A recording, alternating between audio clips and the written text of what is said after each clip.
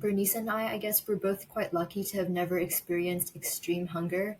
And we were wondering what we could do and other listeners could do to raise awareness of this global issue in areas like Hong Kong, where we live, where the issue of hunger might not be as apparent. Well, the first place that it starts is in the schools. So I would really focus on looking at the education side of things. It's fantastic. It makes a big difference.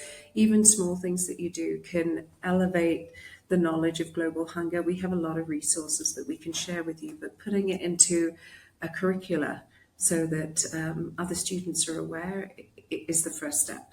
Here in Ecuador, we did something a little fun where in the school where my children are at, we asked them to come up with nutritional recipes because nutrition and malnutrition here is a really big deal in Ecuador. And so the family sent in different recipes, and the WFP nutritionists selected those that were of the best nutritional value. And we worked with the teachers in the school and put it into a book.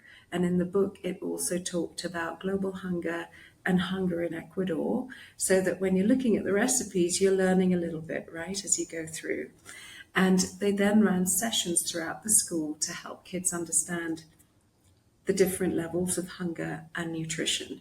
So that was kind of a fun way to start because kids at the age of, for me, my son is 8, my daughter is 10, they are learning all the time, and you've got to help them understand first about hunger and nutrition and then what it means at a global level. So I would start with schools. That's great. Advocacy work like what you're doing now, being able to talk about it and share information is brilliant. But what I have found is that within each country, depending on the country, you're less aware of what's happening outside of your country.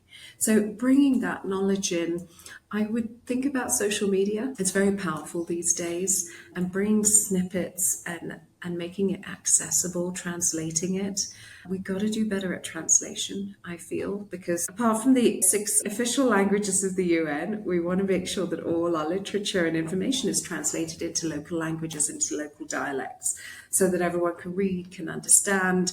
That's a huge step forward. So maybe think about those things and use our knowledge base, the World Food Programme's website, but also the support that you find from the Global Network Against Food Crisis website. It's called fightfoodcrisis.net.